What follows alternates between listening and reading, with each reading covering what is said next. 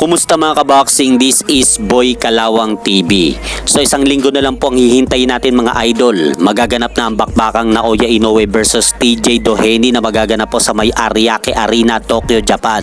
Dahil dedepensa na naman po muli ni Naoya Inoue ang kanyang undisputed super bantamweight crown. Laban naman po dito sa boksingerong si TJ Doheny sa pangalawang pagkakataon.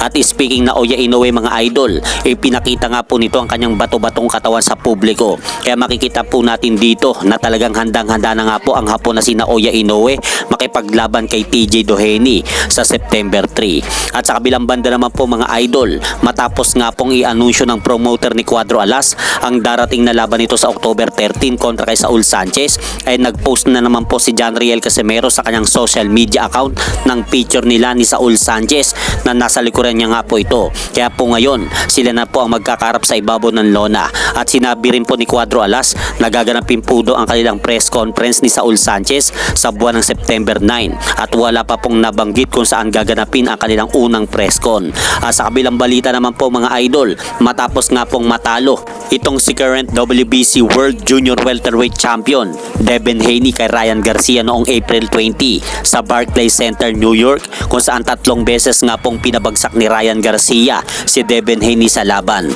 At hindi po nagtagal ay napalitan nga po ng no contest na hatol dahil sa nagpositibo nga po itong si Ryan Garcia sa pinagbabawal na sangkap na Ostarin. At muling lalaban nga po muli itong si Devin the Dream Haney sa ibabaw ng lona kontra naman po dito kay Liam Paro. At na-schedule nga po mga idol ang laban ng dalawa sa buwan ng December 7 sa bansang Australia. At hanggang dito na lang po muna ang aking update sa mga aganapan sa mundo ng boxing. At syempre mga idol, pakisuportahan nyo naman po muna ang ating munting channel. Maraming salamat po.